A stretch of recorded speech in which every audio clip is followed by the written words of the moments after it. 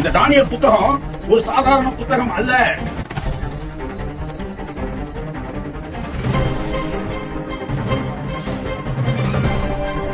உன்னை கைவிட்ட ஆனாலும் உருக்கமான இலக்குகளால் சேர்த்துக் கொள்வேன் என்பதை நிரூபிக்கக்கூடிய அற்புதமான ஒரு புத்தகம் எதுன்னு சொன்னா இந்த தானியல் புத்தகம்.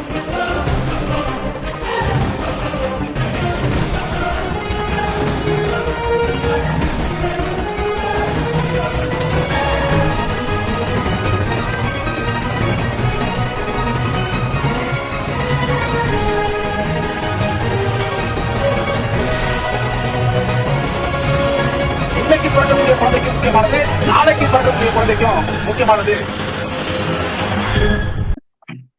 ஆண்டவருடைய கிருபை நம் ஒவ்வொருவரோடும் இருப்பதாக. 11வது அதிகாரத்தில் 2வது பகுதிக்கு நாம் வந்திருக்கிறோம். இந்த 11வது அதிகாரத்தின் முதல் பாகத்தை ஒரு சில நிமிடங்கள் நான் உங்களுக்கு ஞாபகப்படுத்தி பிறகு 2வது பகுதிக்கு நான் உங்களை அழைத்து செல்ல விரும்புகிறேன். முதலாவது பகுதி முதல் வசனத்திலிருந்து நாம் பார்த்தோம். என்ன 10வது அதிகாரம் முடிவிலே அவர் என்ன சொல்லுகிறார் என்றால், நான் போன பிறகு கிரேக்க ராஜா வருவான் என்று சொல்லுகிறார். பிறகு அந்த 11வது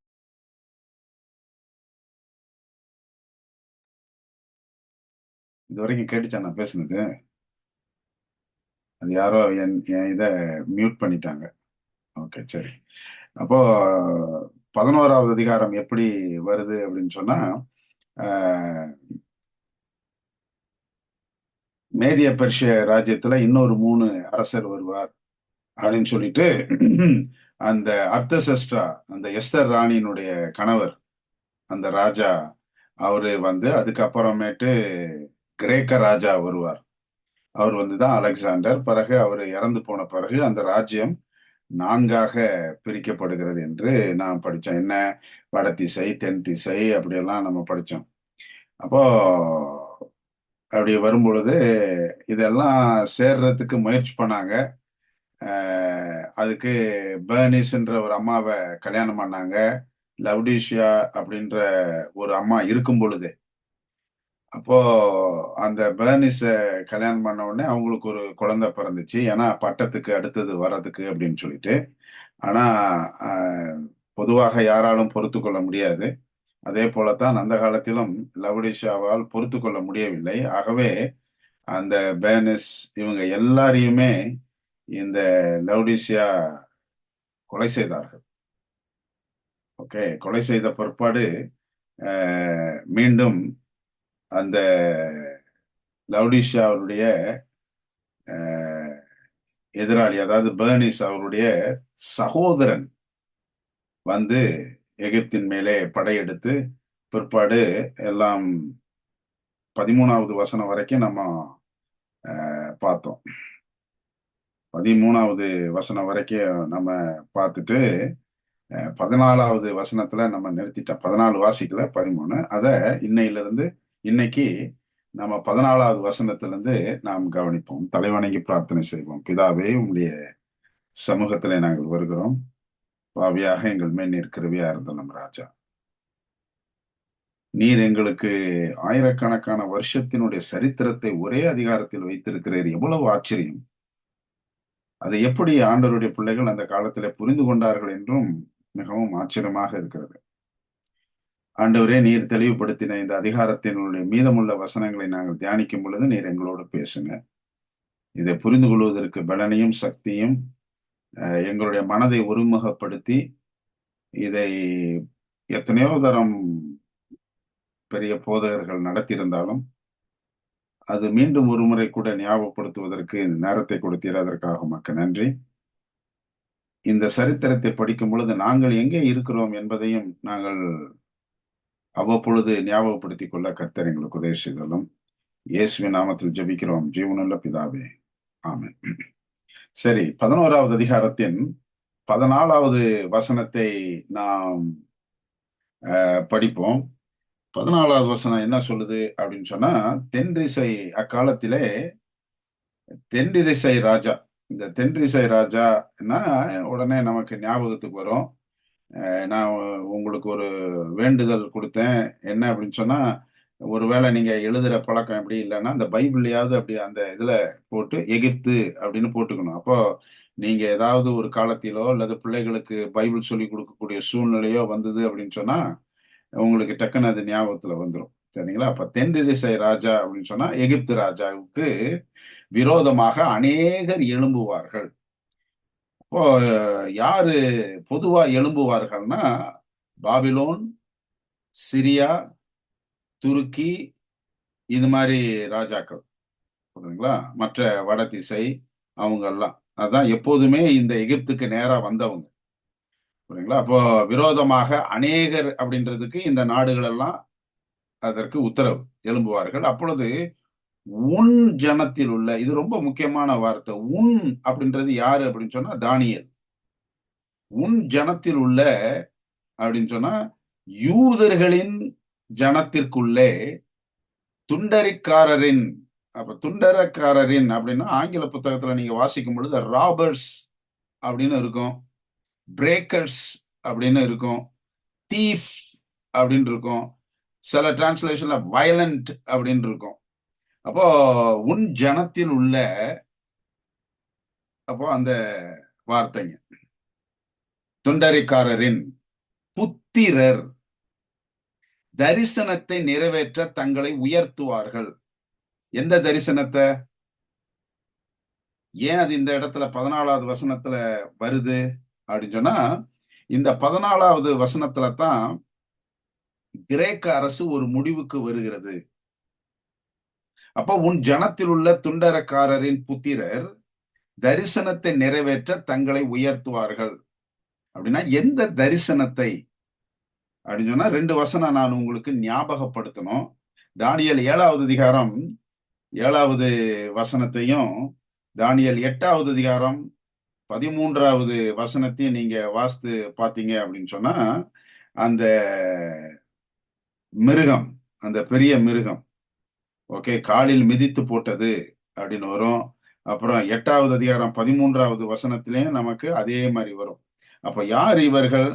இவ்வளவு நெஞ்சுரம் கொண்டவர்கள் யார் அப்படின்னு சொன்னா, ரோமர்கள் இப்பொழுது உள்ளே வருகிறார்.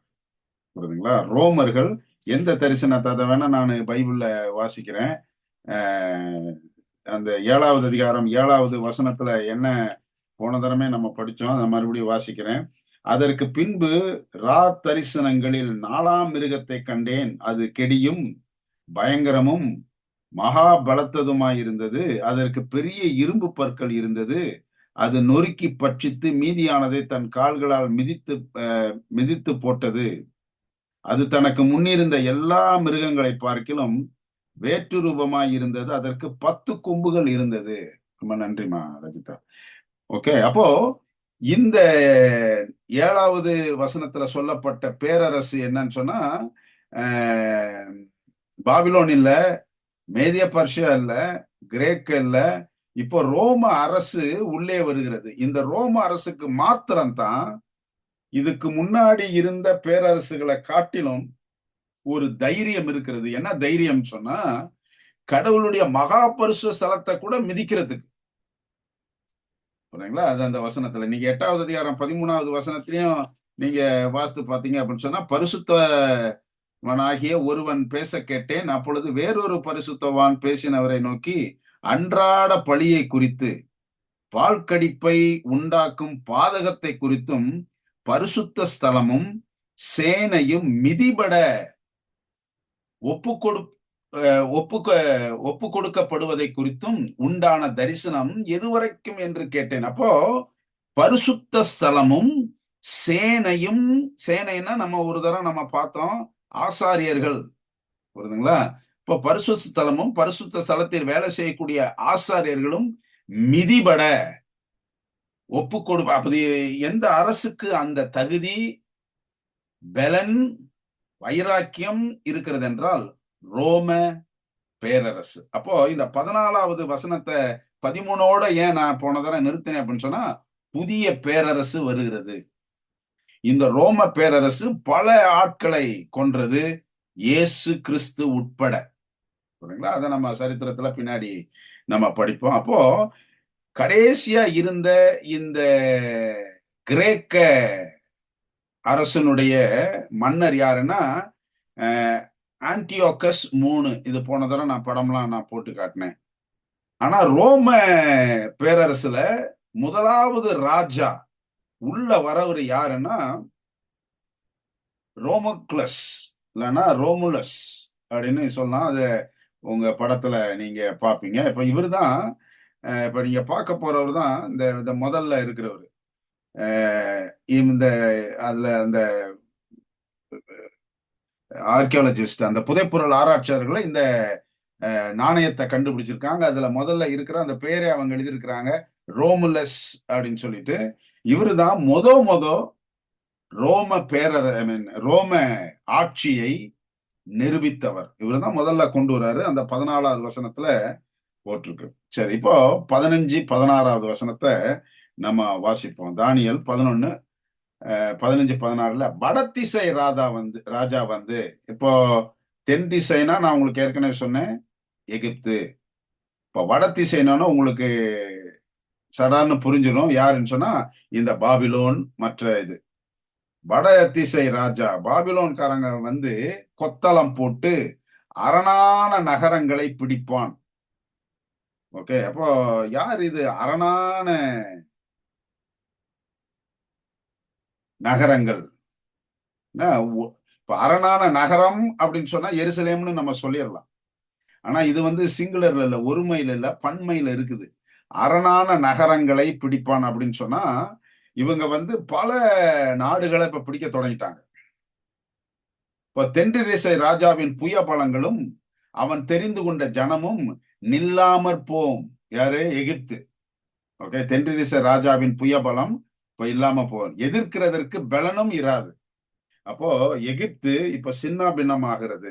எகிப்து ஒரு காலத்துல வைராக்கியமா இருந்து பெரிய ராஜா டாலமி இவங்கெல்லாம் இருந்தாங்க. ஆனா இப்போ அது தகர்ந்து தகர்ந்து தகர்ந்து தகர்ந்து போயிட்டு இருக்கு. ஆகையால் அவனுக்கு விரோதமாக வருகிறவன், இது வந்து யாரு அப்படின்னு சொன்னா இந்த ரோம அரசு. 15வது வசனத்தையும் 11 சேர்த்துடக்கூடாது. கொஞ்சம் சரித்திரத்துல கொஞ்சம் இருக்கு. ஒவ்வொரு வசனத்துக்கும் தயவுசெய்து இது அடுத்தது அடுத்தது அடுத்ததுன்னு இல்லை. சில சமயம் 2 வசனத்துக்கு இடையில 20 வருஷம் 25 வருஷம் கூட வித்தியாசம் இருக்குது. அதனால நீங்க என்னங்க அது வடதிசைன்னு சொன்னீங்க, இங்க வந்து அவனுக்கு விரோதமாக வருகிறவன் அப்படின்னு சொல்லிட்டு ஒரு புதுசா ஒண்ணு இருக்குது அப்படின்னு சொல்லிட்டு நீங்க வந்து குழம்ப தேவை கிடையாது. 15வது வசனத்துல சொல்லப்பட்ட அந்த வசனம் பாபிலோன். இப்ப இந்த பாபிலோனும் அப்படியே கொஞ்சம் கொஞ்சமா வருது. எகிப்து ஏறக்குறைய முடிவுக்கு வந்துகிட்டு இருக்கு. இப்ப 16வது வசனம் என்ன சொல்லுதுன்னா, ஆகையால் அவனுக்கு விரோதமாக வருகிறவன் தன் இஷ்டப்படி செய்வான், அவனுக்கு முன்பாக நிலை நிற்பவன் ஒருவனும் இல்லை, அவன் சிங்காரமான தேசத்தில் தங்குவான். இப்ப பாருங்களேன், ஒருமையில போட்டிருக்குது. ஓகே, ஒருமையில போட்டிருக்கு. அப்ப இந்த சிங்காரமான தேசத்தில் தங்குவான், எல்லாம் அவன் கைவசமாகும். சரி, இப்ப இது என்ன அப்படின்றத யாராரு என்னென்ன அப்படின்றத நான் உங்களுக்கு சொல்றேனே. ஆகையால் அவனுக்கு விரோதமாக வருகிறவன், இந்த வருகிறவன் யார்? இந்த வருகிறவன்னா அந்த வார்த்தைக்கு வருகிறவன் யார்? அவன் தன் இஷ்டப்படி செய்வான்னு போட்டிருக்குதே, இவன் யார் அப்படின்னு சொன்னா அவன் தான் இந்த ரோம நாட்டினுடைய படை தளபதி பாம்பே. அவர் பேரு ஜெனரல் பாம்பே. நீங்க பாம்பேன்னா உங்களுடைய சரித்திரம் உடனே மனசுக்கு வரணும். அந்த பாம்பே இத்தாலி நாட்டுல ஒரு ஓரத்துல இருக்கக்கூடிய சொகுசு பட்டணம். எல்லா தலைவர்களும் அதிகாரிகளும் மன்னர்களும் அங்க போய் உல்லாசமாக இருப்பதற்காகவே கட்டப்பட்ட அற்புதமான பட்டணம் அது. ஒரு வல்கேனோ, அது அந்த மலை நெருப்புல அது வந்து அந்த பட்டணமே அழிஞ்சு போச்சு அப்படின்ட்டு இந்த பாம்பே என்ன படிக்கிறோம். இவருடைய பெயர்ல தான் அந்த இடமே அழைக்கப்பட்டது. புரியுங்களா? அப்ப வருகிறவன் அப்படின்னா யாருன்னா ஜெனரல் பாம்பே. அந்த ஜெனரல் பாம்பே தன் இஷ்டப்படி செய்வான், அவனுக்கு முன்பாக நிலை நிற்பவன் ஒருவனும் இல்லை. அப்ப பாம்பேயும் ஒண்ணு, ரோம அரசாட்சியும் ஒன்று. புரியுதுங்களா? அப்போ வச்சுக்கணும். அப்போ இப்போ 15வது வசனம் பாபிலோனை சொல்லுது, இவர் தான் பாம்பே வச்சுக்க. அப்போ இவருக்கு நிக்கிறதுக்கு ஒன்றும் இல்லை. சிங்காரமான தேசம் அப்படின்னு சொன்னா எருசலேம்லயும் இப்போ ரோம அரசு உள்ள வந்துருச்சு. புரியுதுங்களா? அப்போ இவர் தான் பாம்பே. இதுவும் அந்த புதைப்பொருள் ஆராய்ச்சியாளர்கள் கண்டு எடுத்திருக்கிறாங்க. சரிங்களா? அப்போ இந்த இடம் எல்லாம் அவருடைய கைவசமாகும். அந்த வசனத்தை கொஞ்சம் காட்டுங்களேன். கடைசி வரியை நம்ம கொஞ்சம் படிச்சுக்குவோம். எல்லாம் அவன் கைவசமாகும் அப்படின்னா என்ன அர்த்தம் அப்படின்னு சொன்னா, ரோம நாடு அப்படின்னு இருந்தது, இப்பொழுது ரோம பேரரசாக மாறிற்று. இப்ப இதுவரைக்கும் ராஜா அப்படின்னு கூப்பிட்டுக்கிட்டு இருந்தாங்க. இப்போ நம்ம ரொமூலஸ் அப்படின்றவரை பார்த்தோமே, அந்த ரொமூலஸ் எப்படி அழைக்கப்பட்டார்னா, கிங் ரொமூலஸ் அப்படின்னு அழைக்கப்பட்டார். ஆனா அந்த 16வது வசனம், அந்த பாம்பேக்கு பிற்பாடு வருகிற ராஜாலாம் ராஜான்னு அழைக்கப்படல. எம்பரர், சக்கரவர்த்தி, சீசர் அப்படின்னு அழைக்கப்பட்டார்கள். ஏன் அப்படின்னு சொன்னா, இவங்க தான் இஷ்டப்படி செஞ்சு எல்லா நாடுகளையும், அதான் அந்த இதெல்லாம் பார்க்கலாம், பெரிய பெரிய நாடுகளை எல்லாம் கொண்டு வந்து ஏன் கடைசியில இஸ்ரவேல் நாட்டையும் அல்லது எருசலேமையும் கைப்பற்றினார்கள். சரிங்களா? இப்போ நம்ம 17ல இருந்து 19வது வசனத்துக்கு வரைக்கும் நம்ம படிப்போம். நீங்க இப்ப சரித்திரத்தை நீங்க அப்படியே படிச்சுக்கிட்டு வரீங்க கொஞ்சம் கொஞ்சமா. தன் ராஜ்யத்தின் வல்லமையோடெல்லாம் தானும் தன்னோட கூட செம்மை மார்க்கத்தாரும் வர, அதாவது யூதர்களும் ரோமர்களும் இப்ப எல்லாம் ஒன்னா சேர்றாங்க. சேர்ந்த உடனே அந்த படை, அந்த ஜனக்கூட்டம் பெரியதாக இருக்கிறது. அப்போ இவன் தன் முகத்தை திருப்புவான். மறுபடியும் நான் வாசிக்கிறேன். ஏன்னா இப்பதான் உங்களுக்கு நீங்க பள்ளிக்கூடத்துல படிச்ச, கல்லூரியில படிச்ச சரித்திரம் இங்க வரும். பல பிரபலங்கள் உங்களுக்கு ஞாபகத்துக்கு வரும். தன் ராஜ்யத்தின் வல்லமையோடு எல்லாம் தானும் தன்னோடு கூட செம்மை மார்க்கத்தாரும் வர, இவன் தன் முகத்தை திருப்புவான். இவன் யார் அப்படின்னு சொன்னா, இவன் என்பது சரித்திரத்துல யாரு அப்படின்னு சொன்னா ஜூலியஸ் சீசர். இந்த பேர் உங்களுக்கு நல்லா தெரியும். ஷேக்ஸ்பியர் கூட நாடகமெல்லாம் எழுதியிருக்கிறாங்க இவரை வச்சு. ஏன்னா இவர் ஒரு பிரபலமான பேரரசன், சக்கரவர்த்தி, எம்பரர் இந்த ரோம ஆட்சியில. இவன்னா ஜூலியஸ் சீசர். தன் முகத்தை திருப்புவான் அப்படின்னு சொன்னா, இந்த எல்லா நாட்டினுடைய கண்காணிப்பு, அட்டென்ஷன் இதெல்லாம் இப்போ இவனுடைய காலடியில இருக்குது அல்லது கைவசம் இருக்கிறது. இவன் தன் முகத்தை திருப்புவான், இப்படி செய்து கெடுதி உண்டாகும்படி. இப்பதான் இவனுடைய வாழ்க்கை எப்படி முடியுது அப்படின்றது அந்த வார்த்தை, கெடுதி உண்டாகும்படி அவனுக்கு ஒரு கன்னி பெண்ணை கொடுப்பான். ஆனாலும் அவளாலே ஸ்திரம் பெறான், அவள் அவன் பட்சத்தில் நில்லாள். இந்த கன்னிப்பெண் யாருன்னா கிளியோபாட்ரா. புரியுதுங்களா? நீங்க படம் கூட ஜூலியஸ் சீசர் படத்தை கூட இப்ப காட்டுவாங்க. நம்ம இப்ப இவரு ஜூலியஸ் சீசர் ரொம்ப பிரபலமான இது. இவர்களுக்கு ஆட்சி செய்யறதை விட எப்படியாவது இந்த கிளியோபாட்ராவை கல்யாணம் பண்ணணும் அப்படின்றதுதான் ஆசை. அடுத்ததுல இதெல்லாம் இந்த புதைப்பொருள் ஆராய்ச்சியர்கள் கண்டுபிடிச்சாங்க. நிறைய பேர் கிளியோபாட்ரானோன்னு கருப்பு பெண் அப்படின்னுவாங்க. இல்ல இல்ல, அவங்க எல்லாம் கிரேக்க வம்சத்தார்கள். புரியுங்களா? கிரேக்க வம்சத்தார்கள். அப்போ இந்த கிளியோபாட்ரா மேல இந்த ஜூலியஸ் சீசருக்கு அளவு கடந்த அன்பு. எப்படியாவது இந்த அம்மாவை திருமணம் செய்யணும் அப்படின்னு சொல்லிட்டு நாட்டை பிடிச்ச அந்த ஜூலியஸ் சீசருக்கு இந்த அம்மாவை எப்படியாவது தனக்கு மனைவியாக்கி வேணும் அப்படின்னு சொல்லிட்டு, ஆனால் பைபிள் சொல்லுது, சரித்திரமும் அதே சொல்லுகிறது, கிளியோபாட்ராவுக்கு எல்லளவும் ஜூலியஸ் சீசர் மேலே ஆர்வமும் இல்லை, அன்பும் இல்லை, எந்த கவர்ச்சியும் இல்லை. அதனால ஜூலியஸ் சீசர் ரொம்ப ரொம்ப பாரப்பட்டார், கோபப்பட்டார். எல்லாமே நீங்க வச்சுக்கலாம். நீங்க 18வது வசனத்துக்கு வாங்களேன், சரித்திரம் தொடரும். பின்பு இவன் மறுபடியும் ஜூலியஸ் சீசர் தன் முகத்தை தீவுகளுக்கு நேராக திருப்பி அநேக தீவுகளை பிடிப்பான். ஆனாலும் ஒரு சேனாதிபதி, இத நீங்க இப்ப இதுல ஒரு புது ஆளு வருது. ஒரு சேனாதிபதி இவன்னா உங்களுக்கு ஜூலியஸ் சீசர்ன்ட்டு நான் ஏற்கனவே சொல்லியிருக்கிறேன்.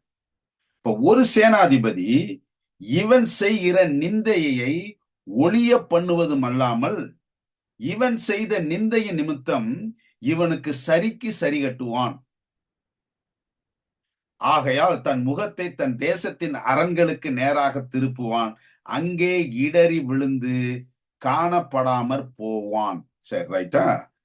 இந்த ஒரு சேனாதிபதி அப்படின்றது யாருன்னா மார்க் ஆண்டனி. ஓகே, நம்ம 7ஆம் நாள் அட்வென்த் திருச்சபையினுடைய எல்லா விளக்க உரைகளிலும் நான் கொஞ்சம் அப்படி தேடி பார்த்து உண்மைதானா இவருதானா அப்படின்னு சொன்னா எல்லா சரித்திரக்காரரும் சரிதான், அட்வென்த் வேத நிபுணர்களும் சரிதான் ஒத்துக்கொள்கிறது என்னன்னா, ஆனாலும் ஒரு சேனாதிபதி அப்படின்னா அவருதான் மார்க் ஆண்டனி.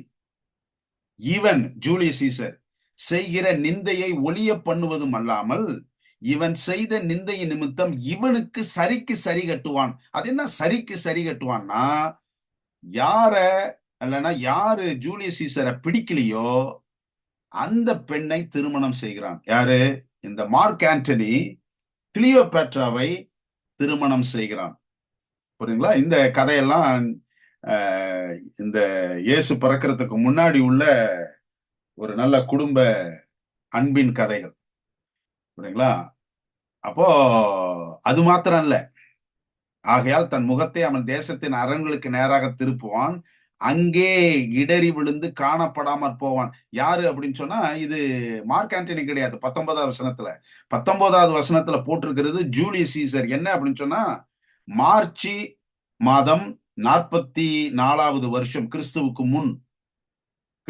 முன் ஒரு 41 வருஷம்னு வச்சுக்கீங்களேன். அப்ப மார்ச் மாசம் 44வது வருஷம் ஜூலியஸ் சீசர் புரூட்டஸ் என்பவரால் கொல்லப்படுகிறான். புரியுங்களா? அதான் 19வது வசனம். எனக்கு இத வாசிக்கும் பொழுது ஆச்சரியத்திலே ஆச்சரியம்.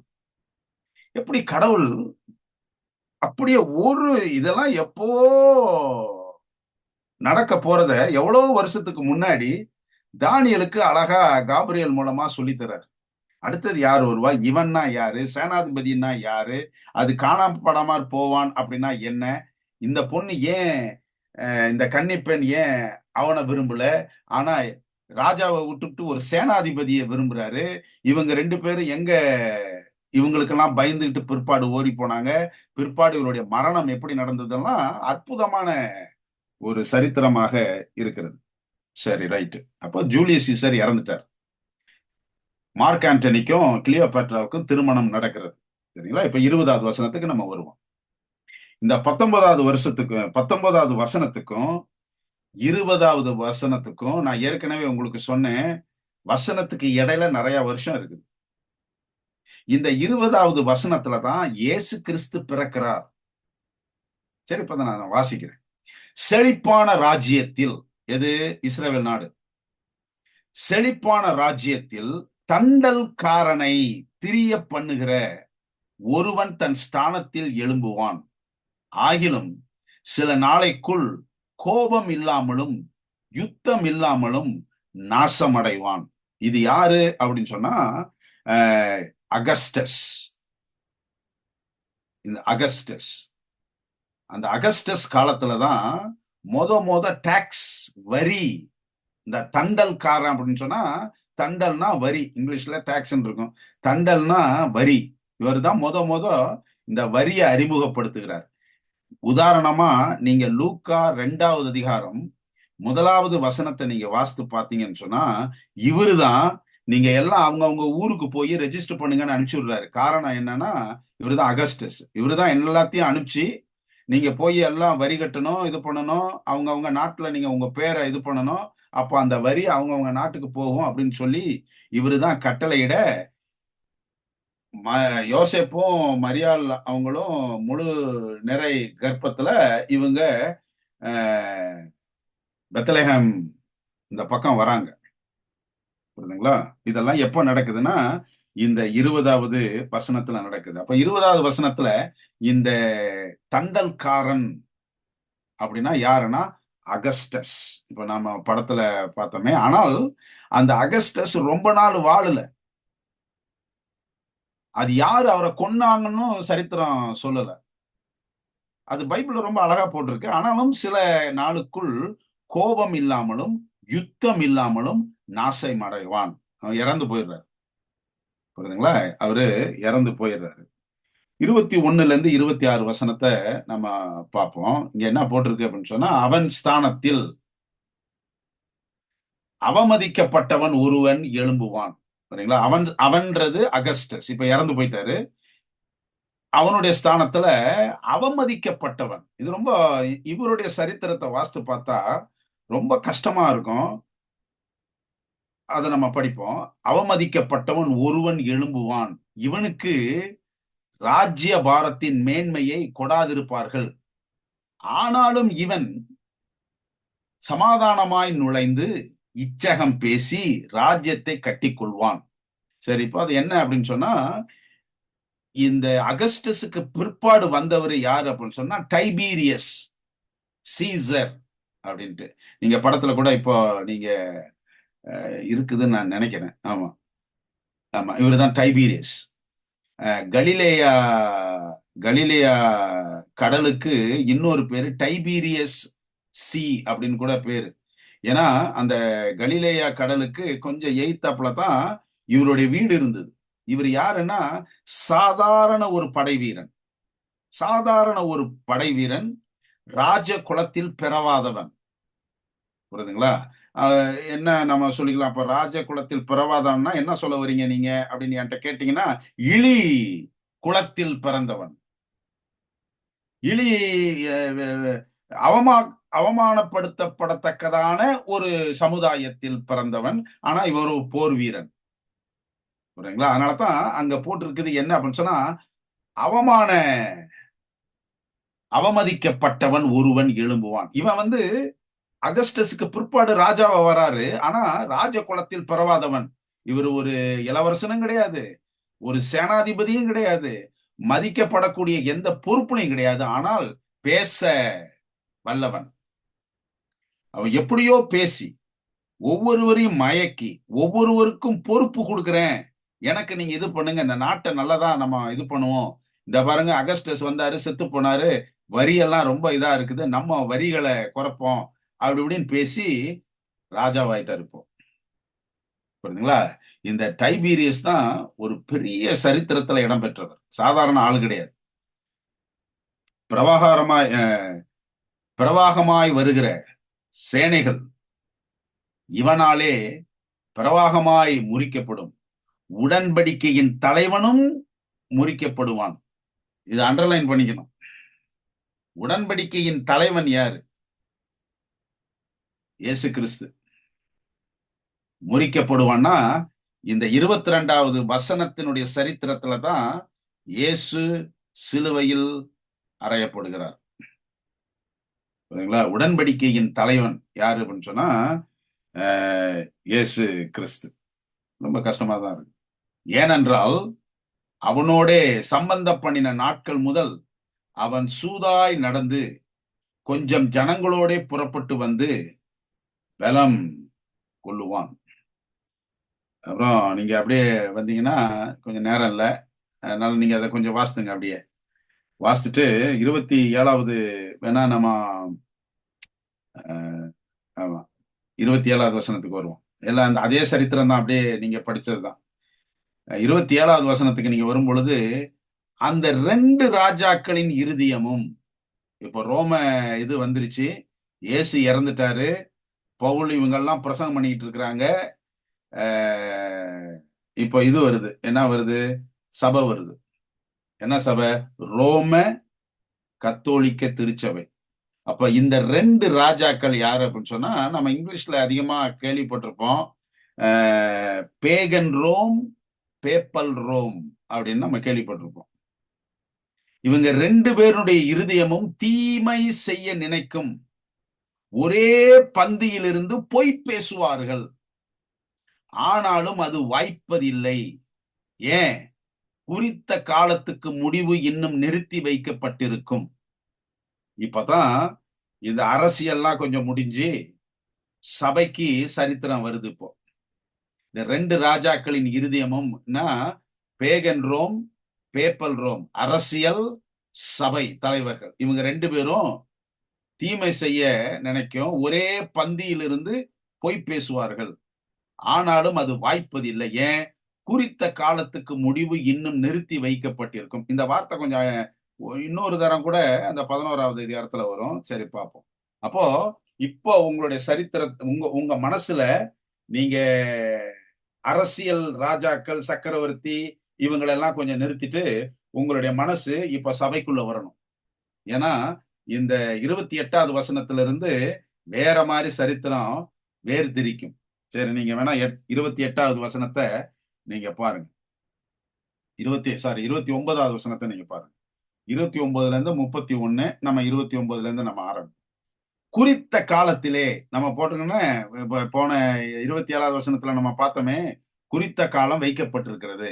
அப்ப அந்த குறித்த காலத்தை வந்த உடனே குறித்த காலத்திலே திரும்பவும் தென் தேசத்திற்கு வருவான். புரியுதுங்களா? இது இப்போ என்ன போட்டிருக்குது அப்படின்னா, தென் தேசம்னா என்ன? எகிப்து எல்லாம். ஆனா அங்க என்ன போடல? தென் தேசத்து ராஜா அப்படியெல்லாம் போடல. தென் தேசத்திற்கு வருவான். ஆனாலும் அவனுடைய பின் நடபடி முன் நடபடியை போல் இராது. அது என்ன பின் நடபடி முன் நடபடி அப்படின்னா, முன் நடபடி எல்லாம் அரசியல், பின் நடபடி திருச்சபை. இப்ப இந்த ரோமர்களுடைய அரசியல் இப்ப கிடையாது. பின் நடபடி அப்படின்னு சொன்னா என்ன அர்த்தம் அப்படின்னா, இப்பொழுது சபை. புரியுதுங்களா? இப்ப நீங்க வாசிக்கிறதெல்லாம் சபை பத்தியே வந்துகிட்டு இருக்கோம்.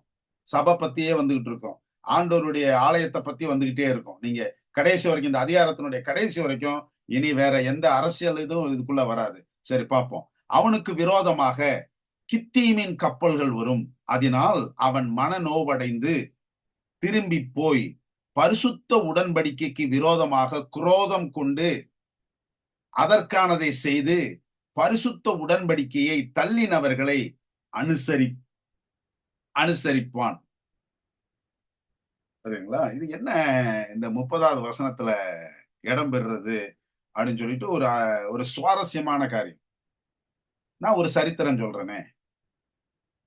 கவுன்சில் ஆஃப் நைசியா அப்படின்னு சொல்லிட்டு ஒண்ணு நடந்தது 300 சொச்ச வருஷத்துல. கான்ஸ்டன்டைன் தான் அதுக்கு தலைவர். அவர் என்ன செஞ்சாருன்னா, ஏறக்குறைய 300 பிஷப் உலகத்துல இருந்து கூட்டிட்டு வந்து, இயேசு தெய்வீக தன்மை உடையவரா இல்ல தெய்வீக தன்மை இல்லாதவரா அப்படின்றத டிஸ்கஷனை ஓபன் பண்ணார். இதை நீங்க சரித்திரத்துல பார்க்கலாம். புரியுங்களா? அது அட்வென்டிஸ்ட்காரங்களுக்கு ரொம்ப முக்கியமானதுன்னு வச்சுக்கோங்களேன். அப்போ எல்லாம் ரோம இதுல கான்ஸ்டன்டைன் தான் அதுக்கு இதா இருந்தாரு. சரித்திரக்காரர்கள்லாம் என்ன நடக்குதுன்றதெல்லாம் எழுதி வச்சிருக்காங்க. அப்போ இயேசு தெய்வீக தன்மை உடையவரா இல்ல சாதாரண மனிதனா? தெய்வீக தன்மை இல்லாதவரா? அவர் சின்ன சாதாரண தீர்க்கதரிசி அப்படின்னு சொல்லும் பொழுது எல்லாரும் ஓட்டு போடணும்ன்ற ஒரு நிலைமை வருது. இதைத்தான் முஸ்லிம்காரன் எடுத்து இயேசு கிறிஸ்து தெய்வம்ட்டு ஓட்டு போட்டு வந்தவருன்னு வாங்க. புரியுதுங்களா? நான்லாம் கொஞ்சம் விவாதிச்சிருக்கிறேன் அந்த இஸ்லாமியர்களோட இந்த கருத்துல. புரியுதுங்களா? இயேசு ஓட்டு போட்டு வந்த ஒரு தெய்வமா அப்படி ஏன் என்ன சொல்றாங்கன்னா, இந்த கவுன்சில் ஆஃப் நைசியால நடந்தது. அப்போ மெஜாரிட்டி ஓட்டு எதுக்கு வந்தது? இயேசு தெய்வீக தன்மை உடையவர் அப்படின்னு சொல்லிட்டு. அப்போ அலெக்சாண்ட்ரியால இருந்து, அதாவது எகிப்துக்கு வந்தார்கள் நம்ம படிக்கிறோமே. அப்போ அந்த எகிப்துல அலெக்சாண்ட்ரியான்றதுதான் ஒரு பெரிய அலெக்சாண்டர் அவரே கட்டின ஒரு பட்டணம். அதுல இருந்து வந்த ஏரியன், அதுக்கு பேர் ஏரியனிசம் அப்படின்னு சொல்லுவாங்க. அந்த ஏரியன் அவரு சொன்னாரு, நீங்க எத்தனை பேர் ஓட்டு எடுத்தாலும் சரிதான், இயேசு கடவுள் இல்ல, இயேசு தெய்வீக குமாரன் இல்ல, தெய்வ குமாரன் அல்ல அப்படின்னு சொல்லிட்டு அவரு இது பண்ண உடனே, இந்த கான்ஸ்டன்டைனுக்கும் சரிதான், அப்போ இருந்த பிஷப் ஆஃப் ரோமுக்கும் சரிதான், இவரு மேல ரொம்ப கோபம் வந்தது. இவரு இன்னும் ஒரு 2 பேரோட சேர்ந்து 3 பேர் இருந்தாங்க. 3 நாடு இயேசு தெய்வீக தன்மை உடையவர் அல்ல அப்படின்னு சொல்லிட்டு இருந்தாங்க. நீங்க தானியல்ல முன்னாடி வாஸ்து பாத்தீங்கன்னா, இந்த கரடிக்கு 3 எலும்பு வாயில இருக்கும். புரியுங்களா? 3 இது அப்புறம் இன்னும் கொஞ்சம் வந்து பார்த்தீங்க அப்படின்னு சொன்னா, 10 கொம்பு இருக்கும். அதுல 3 கொம்பு உடைஞ்சிரும் அப்படின்னு போட்டிருக்கு. 7வது அதிகாரத்துல நீங்க வாசிக்கலாம். அப்போ அந்த ஹெர்லி, வேண்டல்ஸ், ஆஸ்ட்ரோகோட்ஸ் அப்படின்ட்டு 3 நாடு. இந்த 3 நாடையும் ரோம அரசனுடைய உதவியோடு கத்தோலிக்க திருச்சபை அந்த நாடே இல்லாம அழிச்சிரும். இந்த சரித்திரம் எப்ப நடக்குதுன்னா, இந்த 30வது வசனத்துல. ஓகேங்களா? 30வது வசனத்துல நடக்கும். நீங்க வேணும்னா தானியேல் 8வது அதிகாரம் 11வது வசனத்த நீங்க வாசித்து பார்த்தீங்க அப்படின்னு சொன்னா, அது சேனையினுடைய அதிபதி பரியந்தமும் தன்னை உயர்த்தி அவனிடத்திலிருந்து ரொம்ப நன்றிம்மா. ஆனாலும் அவனிடத்திலிருந்து புறப்பட்ட சேனைகள் எழும்பி அரணான பரிசுத்த ஸ்தலத்தை பரிசுத்த குலைச்சலாக்கி அன்றாட பழியை நீக்கி பாழாக்கும் அருவருப்பை அங்கே வைப்பார்கள். இவங்கெல்லாம் அது சேனையினுடைய அதிபதி பரியந்தமும் தன்னை உயர்த்தி, எங்க தானியேல்ல படிக்கிறோம், அவரிடத்திலிருந்து அன்றாட பழியை நீக்கிற்று, அவருடைய பரிசுத்த ஸ்தானம் தள்ளுண்டது. இது ரெண்டும் செவன்த் அட்வென்டிஸ்ட்காரங்க ரொம்ப ஆழமா படிக்கிறவங்க. ஆண்டவர் சித்தமானால் இதை மாத்திரம் கூட நம்ம இன்னும் ஒரு நாள் நம்ம படிப்போம். சரிங்களா? இப்போ 33வது வசனத்துக்கு வருவோம். 33வது வசனம் தான் நம்ம தாத்தாமார்கள் இருந்த காலம், நம்ம செய்ய வேண்டிய காலம்.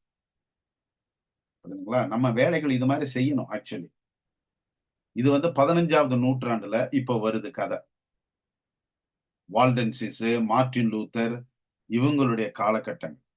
ஜனங்களில் அறிவாளிகள் அநேகருக்கு அறிவை உணர்த்துவார்கள். நீங்க 12வது அதிகாரத்துக்கு வந்தீங்கன்னா, அறிவு பெருகி போகும் அப்படின்ட்டு வசனம் இருக்குது. இப்போ அது முன்னாடியே அந்த வார்த்தையை பயன்படுத்துறாரு தானியேல். ஜனங்களில் அறிவாளிகள் அப்படின்னா, அறிவாளிகள்னா யாருன்னா வேதத்தை நன்றாக படிக்கிற அறிவாளிகள் அநேகருக்கு அறிவை உணர்த்துவார்கள். அநேக நாள் மட்டும் பட்டயத்தினாலும் அக்கினியினாலும் சிறையிருப்பினாலும் கொள்ளையினாலும் விழுவார்கள். அநேக நாள்னா என்ன அர்த்தம்? மறுபடியும் நீங்க அண்டர்லைன் பண்ணிக்கலாம்.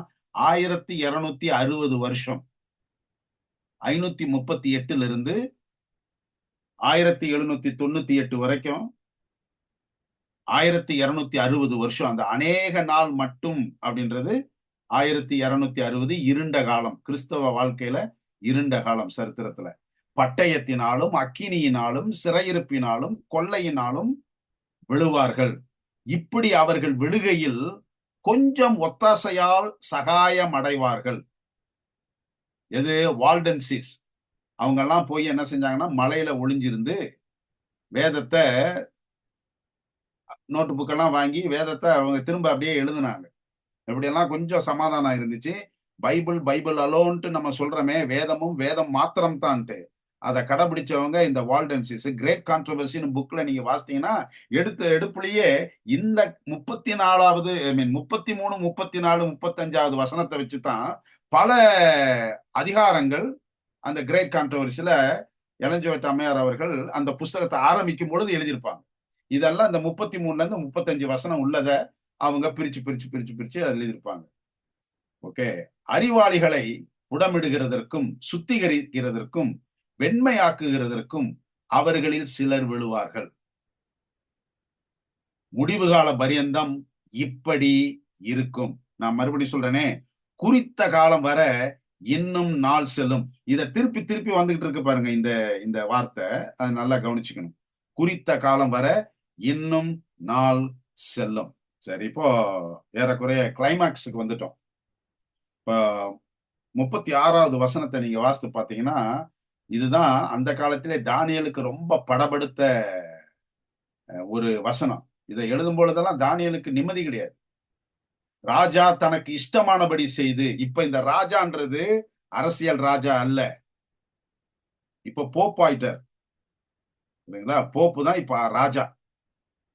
தனக்கு இஷ்டமானபடி செய்து தன்னை உயர்த்தி எந்த தேவனிலும் தன்னை பெரியவனாக்கி தேவாதி தேவனுக்கு விரோதமாக ஆச்சரியமான காரியங்களை பேசுவான். வெளிப்படுத்தல் 13வது அதிகாரத்துக்கு உங்க மனசு போகணும். இப்போ அதுல போட்டிருக்கு அப்படி. புரியுதுங்களா? அப்போ ஆச்சரியமான காரியங்களை பேசுவான்.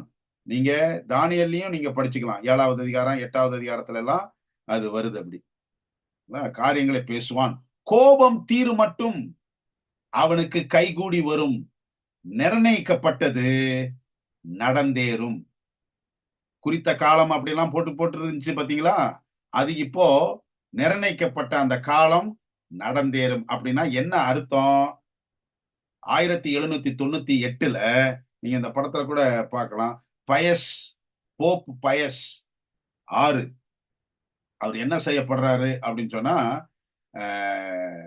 பெர்தேயர், நெப்போலியனுடைய தளபதி பெர்தேயர் அவரால கைது செய்யப்படுறார். குறித்த காலம் அந்த 1260 வருஷம் அது முடியும் பொழுது பெர்தேயர் அவரு வந்து இந்த போப்பை அரெஸ்ட் பண்றார். அரெஸ்ட் பண்ணி 1798 அந்த காலம் முடியுது. புரியுதுங்களா? முடிஞ்ச உடனே அடுத்த வருஷம் 1799 அவமானம் தாங்காமல் சுகவீனம் அடைந்து சிறைச்சாலையிலே அந்த போப் மரிக்கிறார். புரியுதுங்களா? அந்த போப் மரிக்கிறார். அப்ப அந்த 36வது வசனத்தை நம்ம மறுபடியும் கொஞ்சம் தயவுசெய்து வாசிக்கும் பொழுது, ராஜா தனக்கு இஷ்டமானபடி செய்து தன்னை உயர்த்தி எந்த தேவனிலும் தன்னை பெரியவனாக்கி தேவாதி தேவனுக்கு விரோதமாக ஆச்சரியமான காரியங்களை பேசுவான். கோபம் தீரு மட்டும் அவனுக்கு கைகூடி வரும். நிர்ணயிக்கப்பட்டது நடந்தேறும். அப்ப அது நம்ம 2 வசனத்தை கண்டிப்பா ஞாபகப்படுத்தி ஆகணும். 2 தெசலோனிக்கர்ல இதனுடைய நிறைவேறுகளை தான் பவுல் வந்து தெசலோனிக்கர்களுக்கு எழுதுறார். எவ்விதத்தினாலும் ஒருவனும் உங்களை மோசம் போக்காதபடிக்கு எச்சரிக்கையாயிருங்கள். ஏனெனில் விசுவாச துரோகம் முந்தி நேரிட்டு கேட்டின் மகன், அங்க ராஜான்னு போட்டிருக்கு, இங்க கேட்டின் மகனாகிய பாவ மனுஷன் வெளிப்பட்டால் ஒழிய அந்த நாள் வராது. எந்த நாள்? குறித்த காலம் அப்படின்னு சொல்லி போட்டிருக்குதே, அந்த நாள்னு இங்க சொல்றாரு. அவன் எதிர்த்து நிற்கிறவனாயும் தேவன் எனப்படுவது எதுவோ, ஆராதிக்கப்படுவது எதுவோ அவை எல்லாவற்றுக்கும் மேலாக தன்னை உயர்த்துகிறவனாயும் தேவனுடைய ஆலயத்தில் தேவனைப் போல உட்கார்ந்து தன்னைத்தான் தேவன் என்று காண்பிக்கிறவனாயும் இருப்பான். தானியேல் 7:25 நம்ம வாசிக்கிறோம். தானியேல் 7:25 என்ன சொல்லுது? உன்னதமானவருக்கு விரோதமாக வார்த்தைகளை பேசி, அதுதான் நம்ம 11வது அதிகாரத்துல வாசிக்கிறோம். இந்த 2 ராஜாவும் ஒரே பந்தியில உட்கார்ந்து பொய் பேசுவார்கள். சரிங்களா? 11வது அதிகாரம் 36ல நம்ம இதுல படிச்சோம். என்ன அப்படின்னு சொன்னா, இவங்க எல்லாம் ரொம்ப இஷ்டத்துக்கு பேசுவாங்க. என்ன பேசுவாங்கன்னா, உன்னதமானவருக்கு விரோதமாக வார்த்தைகளை பேசி உன்னதமானவருடைய பரிசுத்தவான்களை ஒடுக்கி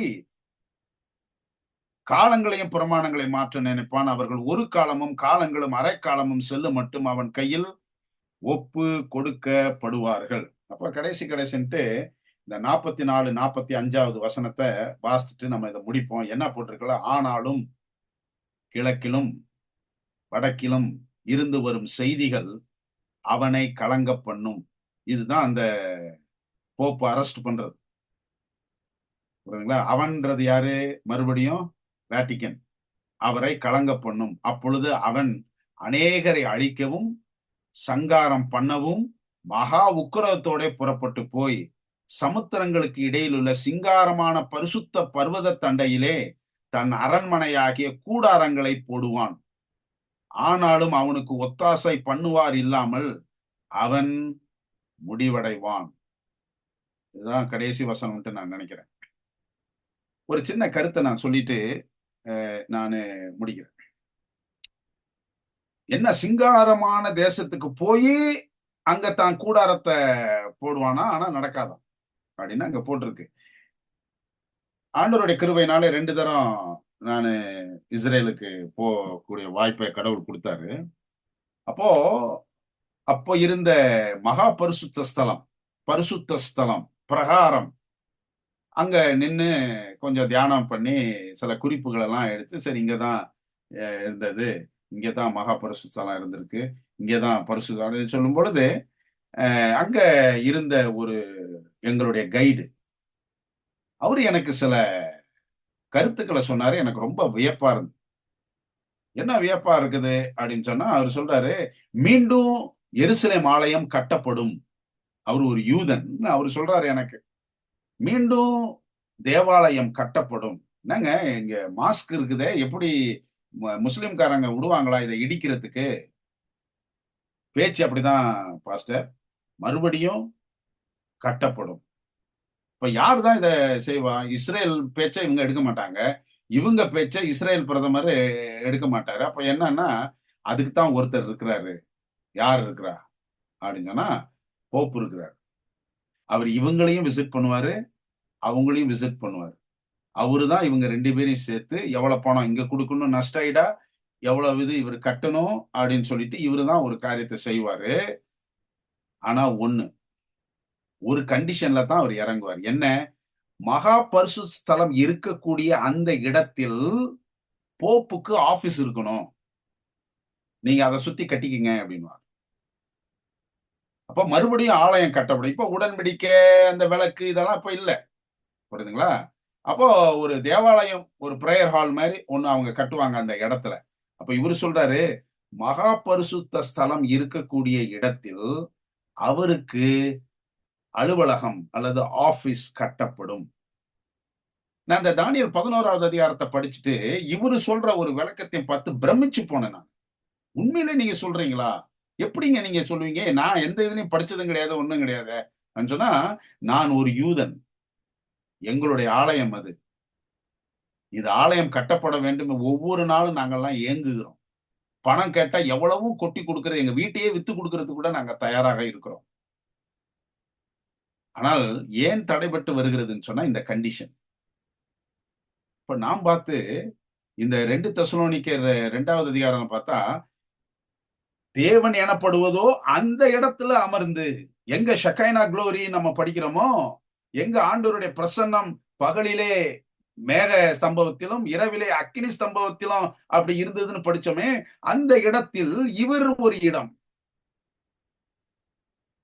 இப்படி அற்புதமான ஒரு சரித்திரம் 11வது அதிகாரம் முடிவடைந்து, அநேகர் வஞ்சிக்கப்படுவார்கள், அநேகர் குழப்பம் அடைவார்கள். அந்த சூழ்நிலையில தான் 12வது அதிகாரம் ஆரம்பமாகும். ஆண்டவர் உங்களை ஆசீர்வதிப்பாராக.